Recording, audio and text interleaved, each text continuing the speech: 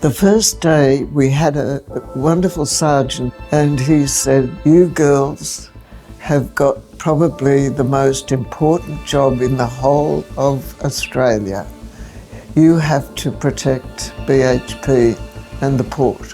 We all, we're only girls.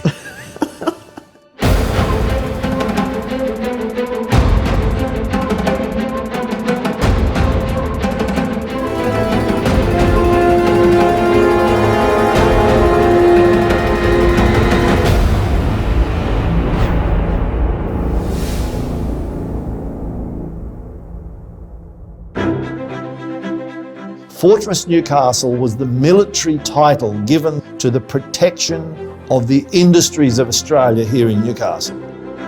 Only two places in the whole of Australia were protected to any extent in the Second World War. Sydney, of course, and here in Newcastle. And what they did was they put together a network of artillery, anti-aircraft, searchlights, radar stations and bases of fortresses of people, for the reason being that Newcastle had everything that was important in the Second World War. The industries that were making munitions and all sorts of things like helmets and rifles and everything you needed to run a war were done in factories that were here. The industries that were already here were converted to war factories. Newcastle made everything, including uniforms and even the dried food that was consumed by the troops on the front line was manufactured in a factory in Morpeth and shipped out on refrigerated barges made by local manufacturer Gninins. The deepwater port was carrying coal. All the ships used were coal-fired ships, so coal was absolutely critical.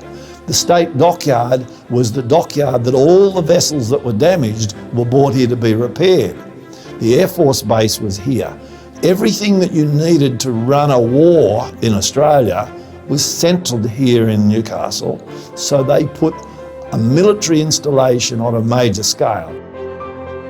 It was frightening, it really truly was, even as a kid. All this stuff they was putting in to protect the wire fence, the tank traps and doing tests and all these guns and that, it was frightening. For a city of less than 100,000, we had a lot of protection. In addition to the 5 army bases, we had 2 naval bases, 4 forts, 2 RAF bases, 7 anti-aircraft batteries, tank traps, radar.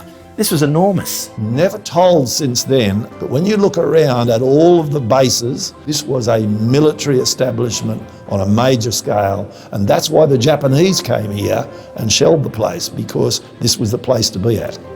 We now know that the Japanese never really intended to invade us. Australia was far too big to hold. But because of our industries and our coal, they did attack us. They sank 39 ships off our coast. And for the people of Newcastle, that threat was real. I think if they wanted to make an effect, they would have grabbed the port of Newcastle. It was the only thing that would have damaged Australia in the war to a serious degree. And that was because they had shipbuilding, ship repair, which is more important than people forget about that, deepwater harbour, and the steelworks. So it was a strategic thing. And all they'd have to do is grab the port and hold it. They could be here for years. We wouldn't have been able to dislodge them at all. Newcastle Steelworks at the start of the war in 1939 was the biggest steel plant in the British Empire.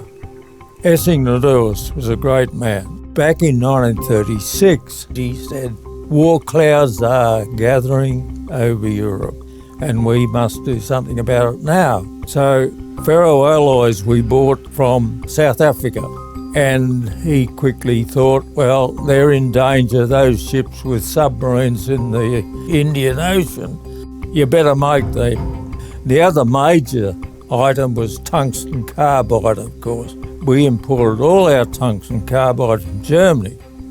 Well, he said, get in and make it. And by the end of 1939, our group of qualified people had produced tungsten carbide here and supplied all the ordnance factories in Australia to turn shell casings and gun barrels and everything. Bulletproof steel was made. It was a hell of a thing to make. Some hairy moments making high alloy steels because of the additional temperature you needed. And if you had any weakness in your refractory lining, steel just pour out on the floor at your feet, which happened a few times. We made thousands of tonnes of shell-grade steel, and we had the shell annex at the works, manned by women, 24 hours a day, on lathes, just turning shell cases. So we're making 300 tonnes a day at one stage, shell steel.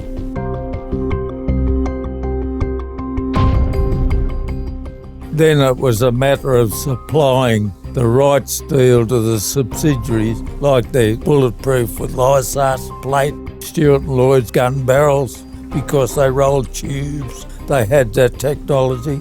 Desperate for small arms to defend the nation, up suddenly came the invention of the lightweight and extremely reliable Owen submachine gun, ideal for jungle warfare. It was the only such weapon to be wholly designed and manufactured in Australia.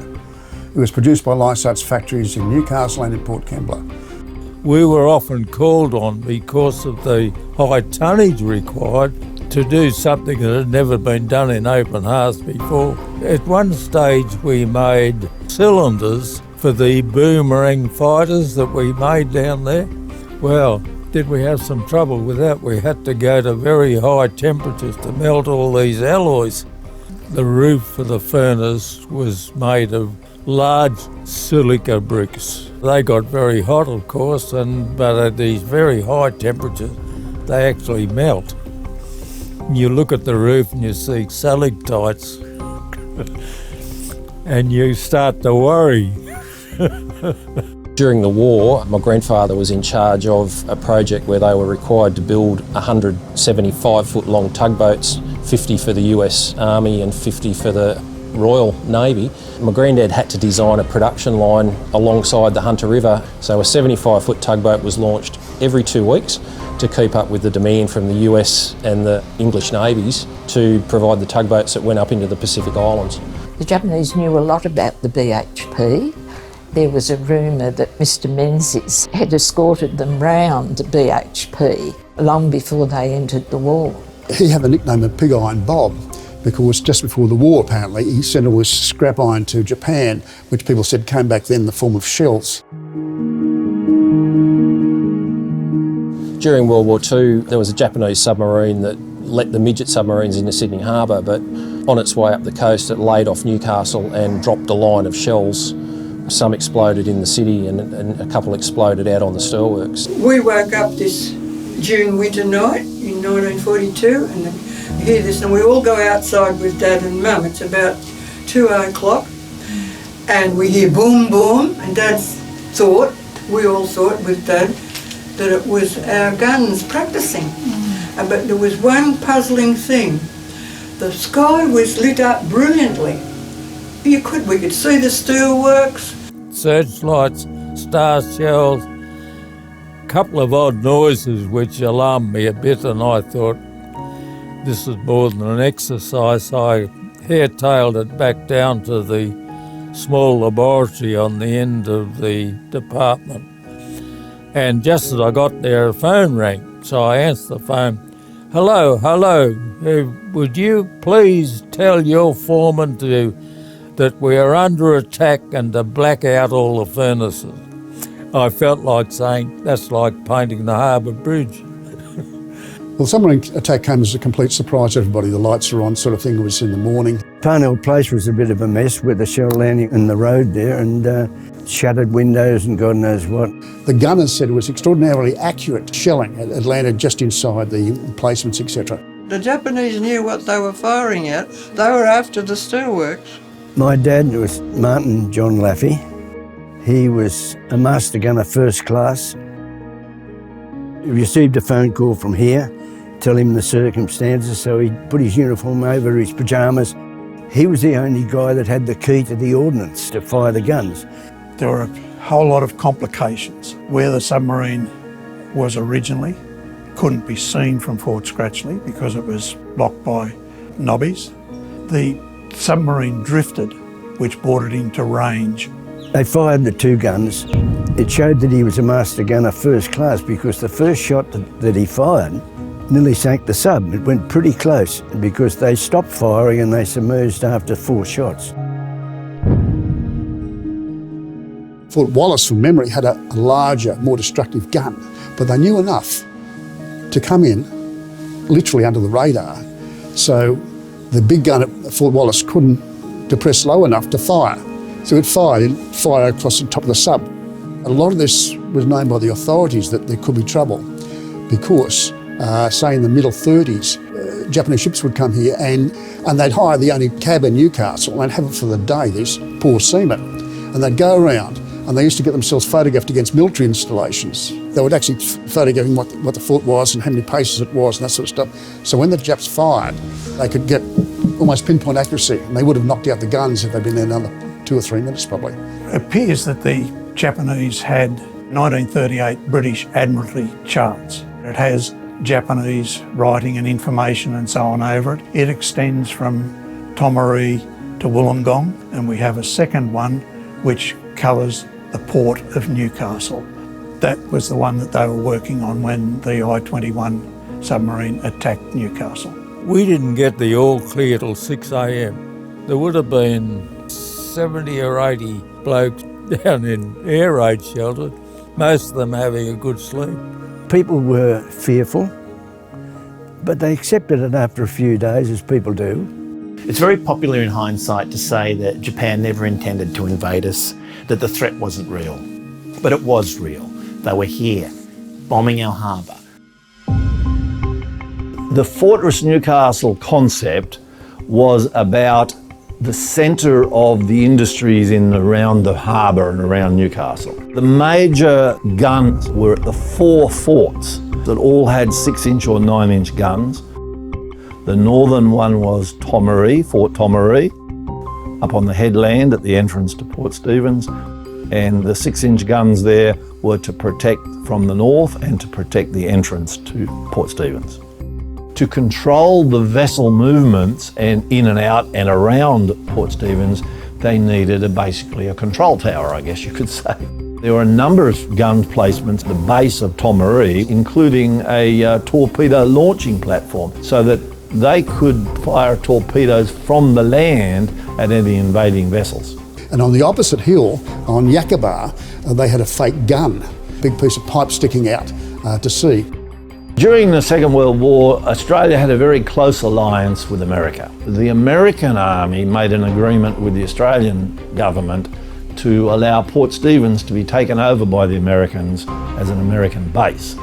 The Australian component was called HMAS Assault. Thousands and thousands of Australians were trained, but also hundreds of thousands of Americans were trained in landing craft, in jungle warfare. There was a major military operation around the beaches of Port Stephens. During the war, they had about 50,000 troops, English and Australian and American troops up at Port Stephens. They put the road in, a tarred road into Nelson's Bay, which they didn't have. Before they came here, people that wanted to go to Nelson's Bay used to go up to Tillagary Creek, get in a ferry, then go up to Nelson's Bay by water. This new road made it easy for the troops to come down without permission to the nurses' quarters and to the dancers at Stockton. A couple of Americans got killed in a jeep halfway to Nelson's Bay and they hit a cow. So they sent a message through to all the farmers to keep the cows off the road or they'll go through and machine gun the cows. All of the coast from Port Stephens down to Newcastle was protected. They thought the Japanese was going to blow up the BHP. They was going to land at Nelson's Bay and then move their way down. So they formed a defence line, and all the defence line through the tops of the hills there with barbed wire. What it did, it went from the river to the beach. I would say it'd be 8 or 10 metres wide and it'd be 3 metres high. It was just entanglement, and there was little tracks through it for the golf links for the golfers to go through. Yeah, I know. There was a sign on it saying Japanese not allowed in these little tracks. You know what I mean? Well, sort of thing. Yeah. They had a bridge there, and they set explosives on the bridge so if the Japs come through, they can blow the bridge up.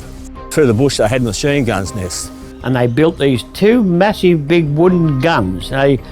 Barrels on them as big as telegraph poles to point up in the air for the Japanese to think that they were guns, sort of thing. They did look real and they were big. There were a number of fake guns around Newcastle.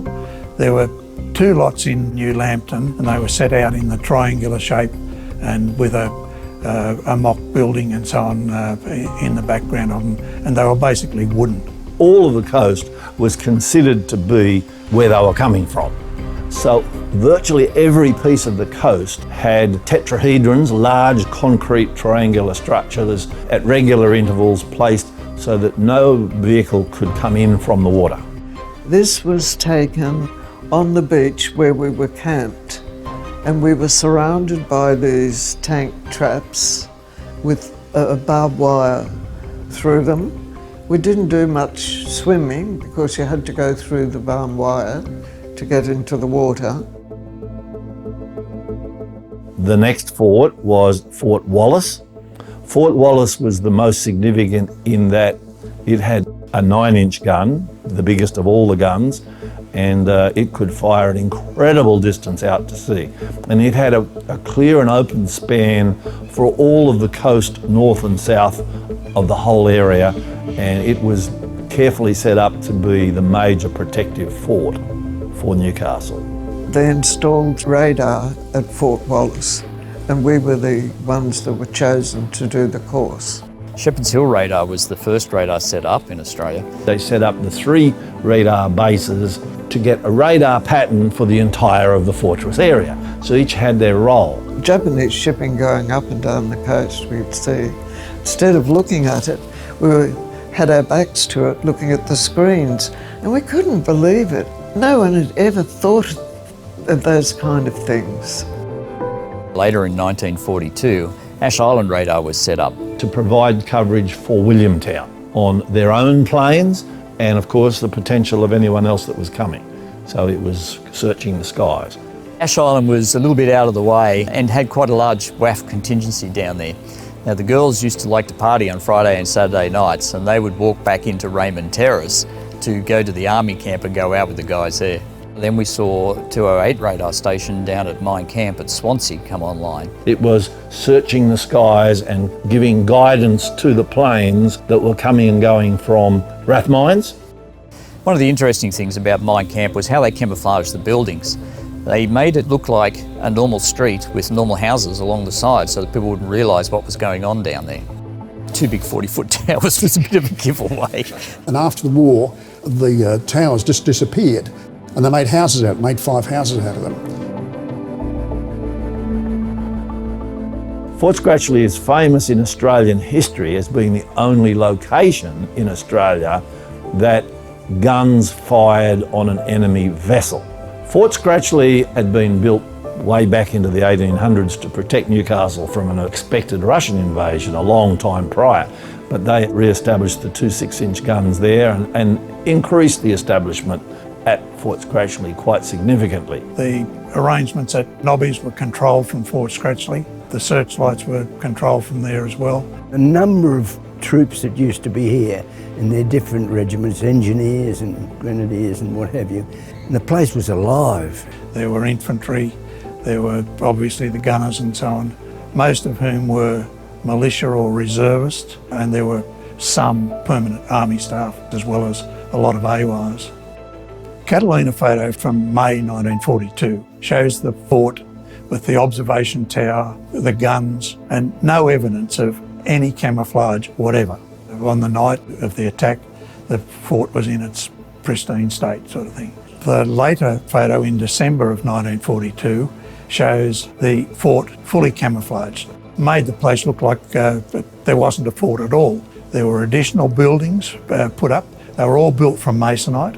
The observation post was made to look like about a 3-storey house. Each of the 6-inch guns had a metal frame with a small house, and they were on rails so that the house could be pushed aside so that the guns were free to be fired and so on.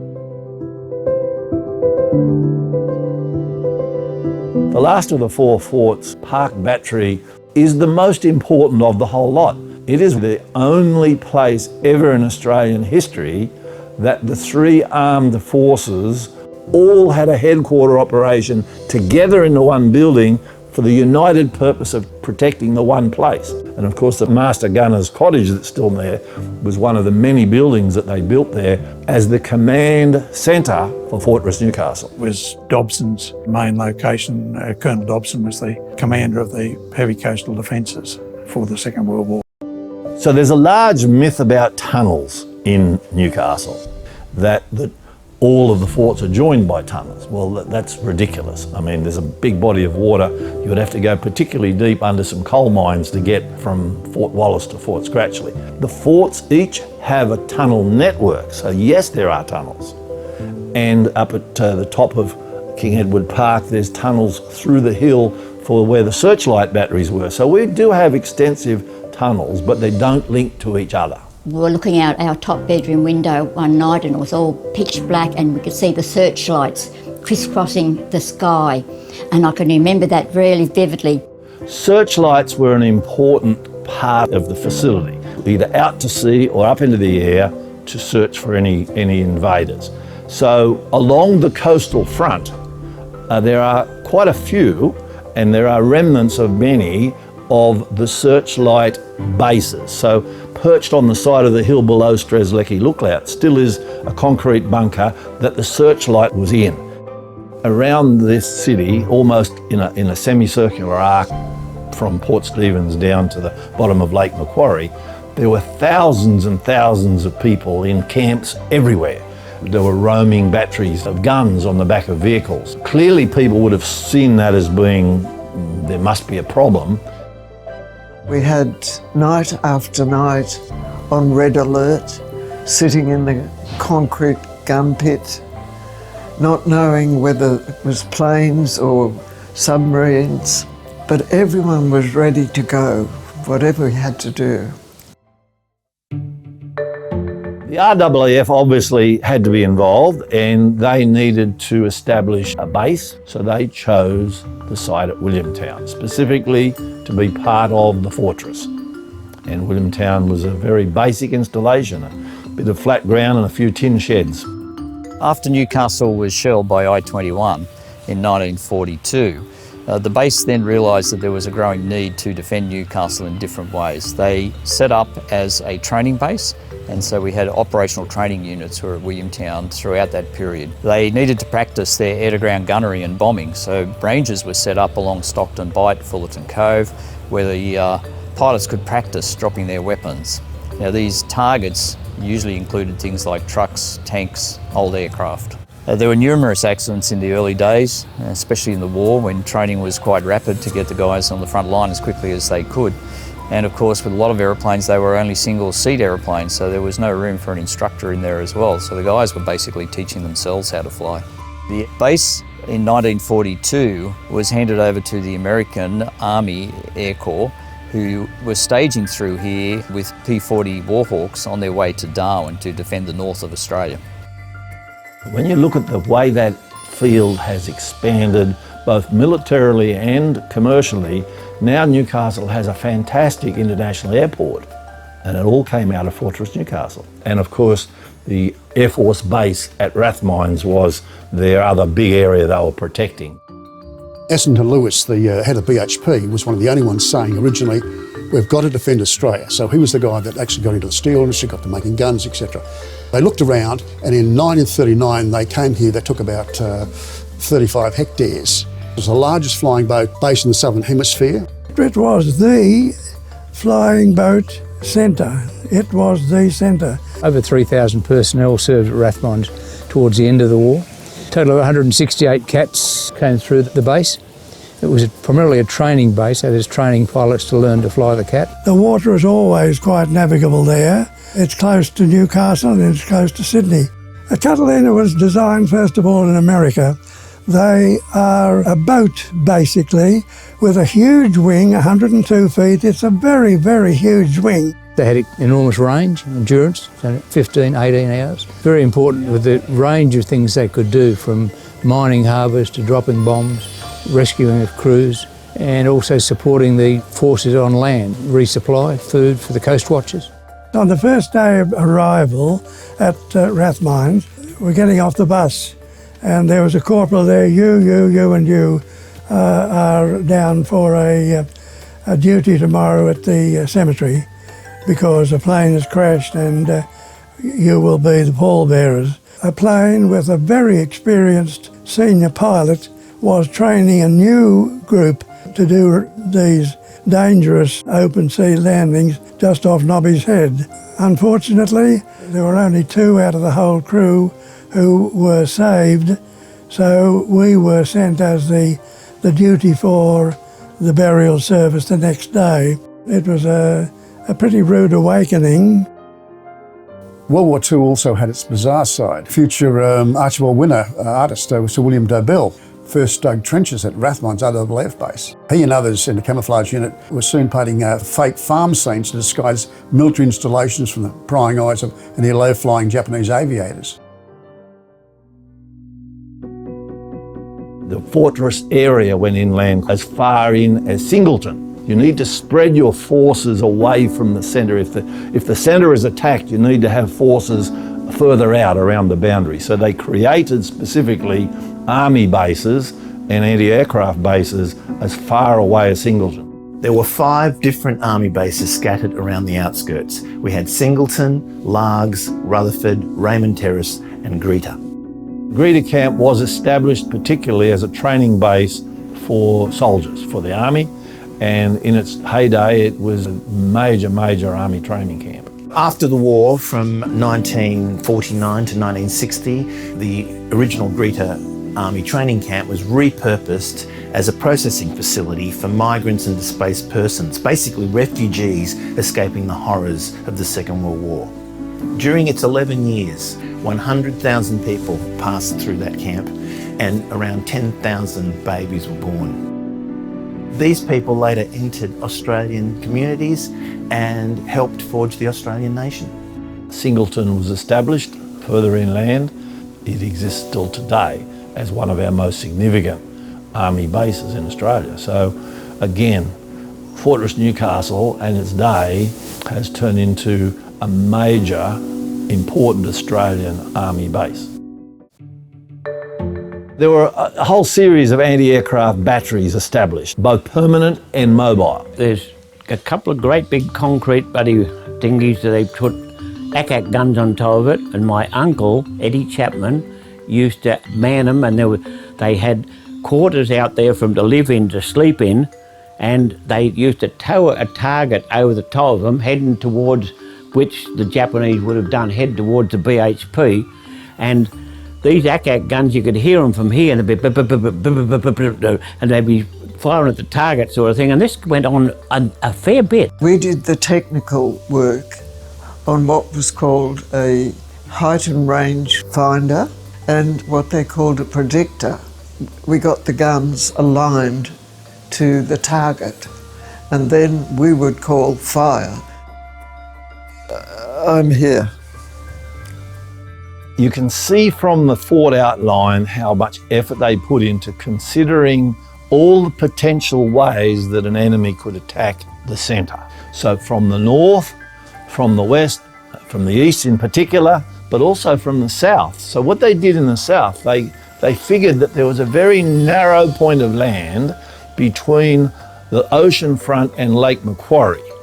And that narrow point of land was the most suitable spot that they could defend any attack from the south.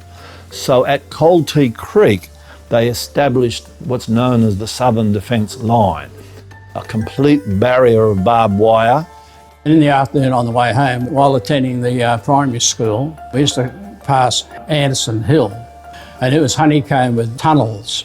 And the army was there. The soldiers used to take us down through the tunnel and show us around that. In the trenches they had machine guns, they had Bren guns on tripods. They were guarding the road. There was a timber bridge built that they could demolish in one moment. They would prevent any attack from the south. And they were putting a canal through there to the ocean. And the idea was that if the Japanese got to Sydney or Newcastle and they had ships going past, they'd have the Swansea Channel blocked off, and you wouldn't be able to get out there, and you wouldn't be able to get out of Newcastle, you know. So there was another way of attacking the Japanese was torpedo boats from Rathmines to come across the lake, through that canal, into the ocean, and they could intercept the Japanese that were going past. Well, they were digging all that out at the time, but finally the war ended, so it was just gone and forgotten. Down as far as the radar station at Catherine Hill Bay, and of course Rathmines was their other big area they were protecting, but it was the southern aircraft area and the northern aircraft area at Williamtown. So again, south and north of the main production facility. So really it was a big arc around the city. Most people know about the Japanese attack on Sydney Harbour, but what they might not know is that Australia gave the Japanese submariners a full military funeral. Yeah, I was one of the pallbearers at the funeral of the 4 Japanese submariners. And they buried them at Eastern Suburbs Crematorium and gave them full naval honour funeral, with the hope that by doing so the Japanese would show a little bit more leniency as far as our prisoners of war which had been taken. Unfortunately, it didn't make a bit of difference to them. We all know the story of the atrocities of the Japanese during World War II. The Japanese submarines went into Sydney Harbour, the surprise attack, on Sunday the 31st of May. Those midget submarines were somehow carried on the backs of mother submarines who discharged the midget submarines once they reached outside Sydney Heads. The mother submarine went to work plundering shipping along the east coast of Australia, particularly between Sydney and Newcastle. And only 3 days later, a BHP ship, the Iron Chieftain, was torpedoed. She just left Newcastle with a load of coal bound for Melbourne. The Navy stopped all ships leaving port, and all ships could not sail independently. They had to sail in convoy. So a convoy headquarters was established in Newcastle at HMAS Maitland. Port of Newcastle. Ships move out to join a convoy as it steams along the coast. Out to sea, a grim hunter waits for its prey. I was on a ship in the second convoy. We sailed out of Newcastle. There was 14 ships in the convoy. One of the ships, a ship called the Guatemala, was a bit slow leaving port. The Commodore said, "I can't afford to stop out here outside Nobby's for fear of being picked off by Japanese submarines." So the 13 ships with the Guatemala, we could see it coming down the Hunter. At 1 o'clock the next afternoon, when she was just off Door Head, she was torpedoed and sunk. That was my first night at sea. That was a great start. I'd been at sea 4 hours and we'd already lost a ship in the convoy. The submarines operated on the Australian coast for the next 18 months. They'd come and go, and they did quite a bit of damage. Despite all the efforts of the Navy, losses in ships and men were severe. People had no idea about the number of ships that went down from the east coast because it was, even if Dad was coming home, don't tell your girlfriends. You couldn't even tell your girlfriends. There was a very special purpose and a very special routine to operate if you were in trouble, if you were attacked. Frigates of the RAN, newly built in Australian dockyards, shepherd the convoy. More than 60 corvettes were built in Australia for this purpose. And the one thing that we knew about the convoys was only the escort ships were allowed to pick up survivors because they were quick. The Iron Crown was travelling with a full load of iron ore bound for Newcastle when off Gaybo on the south coast she was torpedoed and sunk very quickly. And I can remember my father saying he was in a convoy when the Iron Crown went down, and I can remember him saying 1 minute it was there and the next minute it was a ball of smoke. And the horrible thing was they had to do full steam ahead and not stop. Iron ore was a very dangerous cargo, particularly when you're on a ship which is torpedoed, because she went up in a mass of red dust, and when the air cleared, there was nothing left of the ship. 36 of them went down with the ship, 16 survived. The Iron Knight, my father had been relieving on it. A lot of the engineers were young men who came from Wickham. Dad called them the Wickham boys or the Carrington boys. You know, some only 17 if they were junior engineers. And I came home from school one day, from primary school, and I could see, I get quite emotional with this because I could see my father crying. And Mum said, leave your dad alone. She said, it'll be okay. And every engineer was lost on the Iron Knight, and Dad knew them all, young men, some of them. Because the engineers were down in the engine room, the Japanese were extremely accurate with their firing. Many of the world's largest ships became troop ships during the war. And of course, we've got the story of the Centaur, the hospital ship. It was torpedoed in the middle of the night with a loss of 268 lives, ablaze with light, with red crosses marked all over it.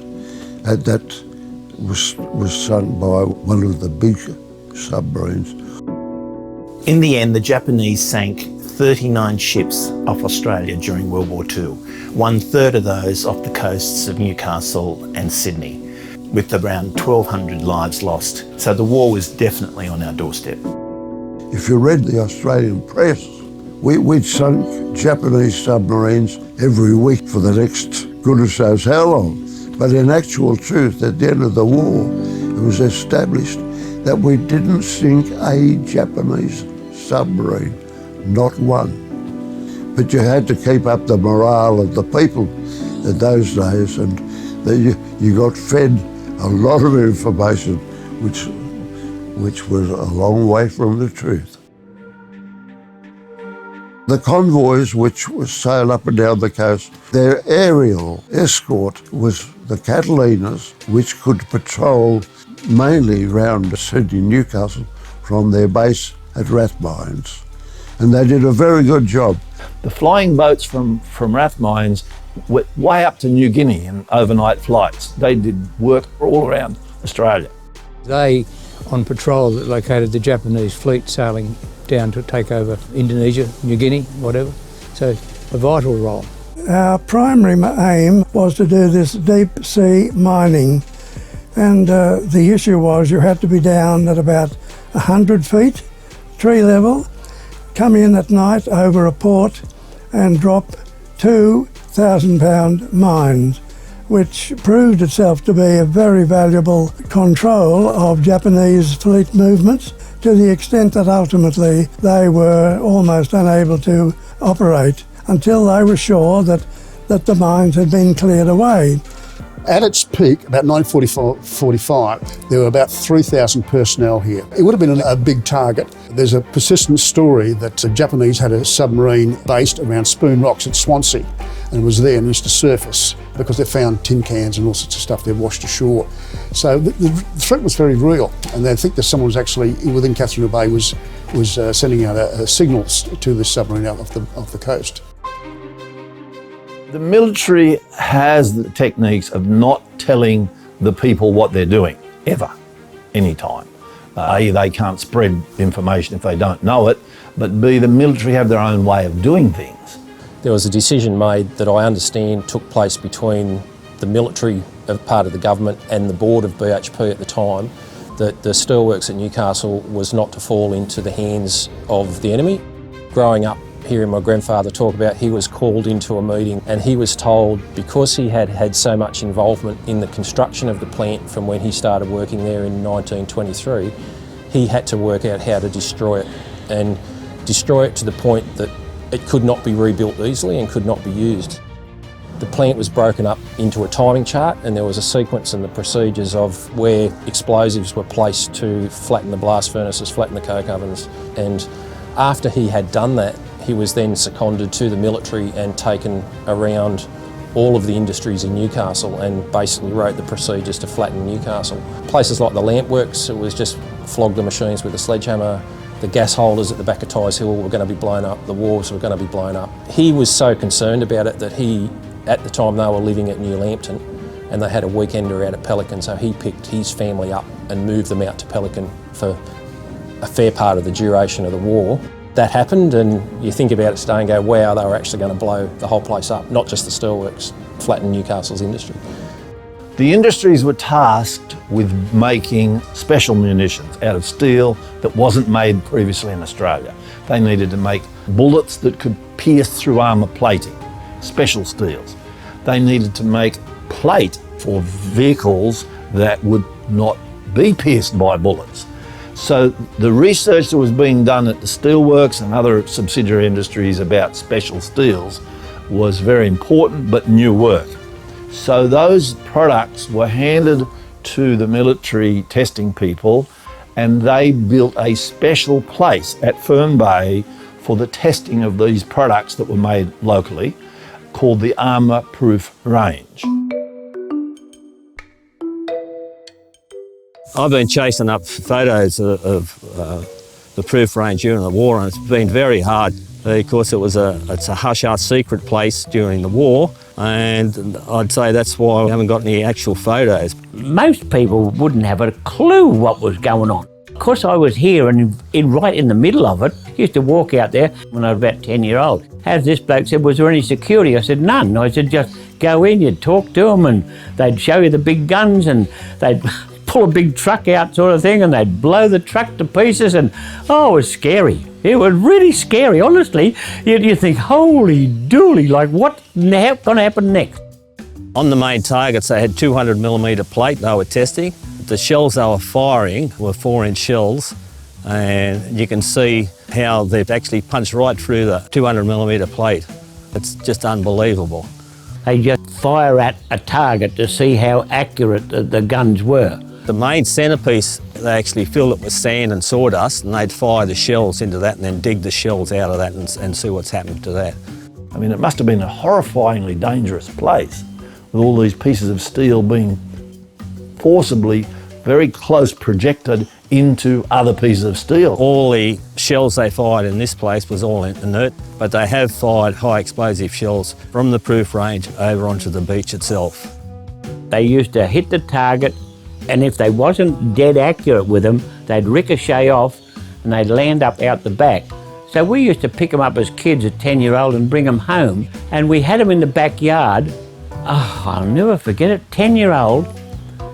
And what do we used to, I can still see myself doing it, get a hammer, and the point of the big shell, we would tap it and you'd unscrew it, and we'd say to each other, oh, look at the sand we're tipping out of it. We didn't know it was even gunpowder. Well, we was only 10-year-olds, 8 year, yeah. And then my uncle, when he come out the house one day and he saw the shells, well, man, I can see him now. He was huffing and puffing and jumping up and down, and he said, get these things out of here. I can still hear him saying it. And what we did, we carried them from there across to the river here, put them in a rowboat, rowed across the river, and I think we had about 6 or 7 of these big 25-pounders and threw them in the river. Yeah, alive. Like not, yeah, like, wow, scary. Just in recent years that they wanted to put a housing commission place through here, and they were checking out where the live rounds, and they've actually found live rounds out here. They got 185 SES to go out and look for them, and they found 28 live ordnances and then blew them up where they found them. And the noise was hideous. We could hear it here as plain as can be. It was frightening. So once the Second World War was underway, with 700,000 men at the front lines, the women were basically called upon to take over the running of the country. They ran the farms, they ran the factories, they ran the public infrastructure. It was just immense. I'm Grace Jones, and I was here at Fort Scratchley in 1944 right through to about 1946. When we joined up, we understood that when we joined, we were taking a man's place, and we did take a man's place. To think that we had 18-year-old girls in charge of protecting our infrastructure here, our BHP, you know, manning the guns, 18-year-old girls there to protect the Port of Newcastle is just astonishing. When we got to Wave Battery, the men were pretty aghast. They couldn't believe that women were coming in to do the same job. When Rathmines found out that it was the girls that were going to do it, every pilot turned in sick that morning. The CO promised them there would be no difference in the chores, so we did exactly the same as the men. And we got a lot of respect for that too. We weren't treated as women. So that was the first day that I realised I was going to be a gunner. I think my dad was very proud. He and 2 brothers and 5 first cousins all went to the First World War, and they were all gunners. We did everything, and we were just camped on the beach. We lived on the sand, we ate sand, we slept sand. One shower, 30 girls trying to get a shower together. And that was the funniest part of the day. Around this city, there were thousands and thousands of people in camps everywhere. You'd go down into Newcastle and the place was covered in Yanks. Like, you know, there was Yanks everywhere. These Yanks came up and they brought us up chewing gum and Coca-Cola in a green bottle and gave it to us. So we thought they were a great place. We hadn't seen chewing gum till the Americans came. I'd always wanted chewing gum. In Stockton was a family called Sands, and they were all boxers. They used to train in Newcastle Beach, and a lot of the Yanks used to interfere with the women there, sort of, you know. And there was a lot of Yanks woke up next morning and found themselves on the beach because these Sands used to go along and build them all up. So they used to clean the beach up for them. When we got out on leave, we'd make for one of the pubs. Newcastle, she was a very wild old town during the war. Every 2 months, a band would come, and none of the men at Wave were given leave over that night, and all the girls had to go because Link only had men. So we used to go and dance. You know, we did the jitterbug under the legs and over the shoulders. And I've never seen dancing like it.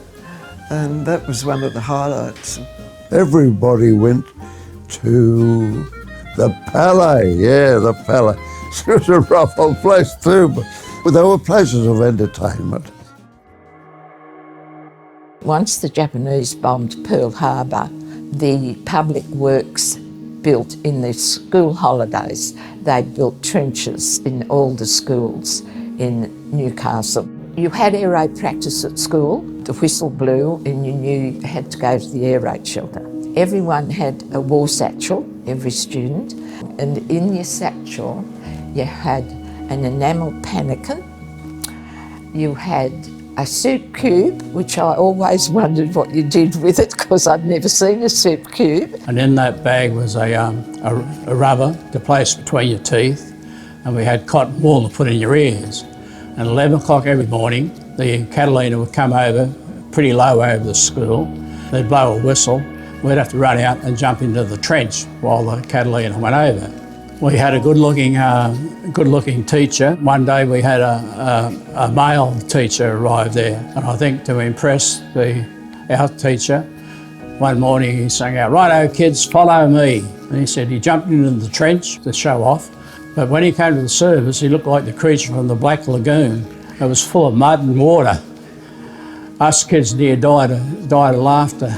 Dad was a warden. I think he had to go around and make sure people had their no lights showing. He had his tin hat and his gas mask. You had to have coupons for so much meat a week and so much sugar and butter and stuff like that. I remember going home and our house had been broken into, and I can remember a big policeman standing in our lounge room. Our coupons had all been stolen. So that's I can still see that big policeman standing there. At Wave, there probably was 10 or 12 marriages, all successful, no divorces. Maybe the atmosphere of being at war, wanting to have something permanent and sustainable, they really made it something special. In all of my lifetime, I've never understood the war period. But all of the people that I speak to who are older than me, they talk about the fear, the terror that they understood at the time. Their life was at threat, and it was real to them, but it's never been real to us ever since. Absolute fear. I can't believe that you could live being so absolutely frightened. And most of that was from not knowing what we were up against. 1945, VJ Day. Air Vice Marshal Jones, watched by Commodore Collins, RAN, signs the surrender document, and then the representatives of the Japanese government and armed forces come forward to sign. I was in first year at Girls High School, and we were called to assembly, and Mr. Drake, the area director of education, was there at Girls High Assembly Hall. And he was there to tell us the war had finished. And look, it was absolutely, we got the day off. The war was over, and there were all these black stockings running down National Park Street to go to the tram. And I just was in tears, and I didn't want anyone to know I was in tears. And the French mistress came up and she said, "Daphne, why aren't you running with your friends?" And I could remember saying, "I won't have to say goodbye to Dad anymore," because we had all these goodbyes, you know, in the merchant shipping. My girlfriends who hadn't seen their dads for 3 years, I used to envy them because they only had one goodbye. And every goodbye you thought was the last.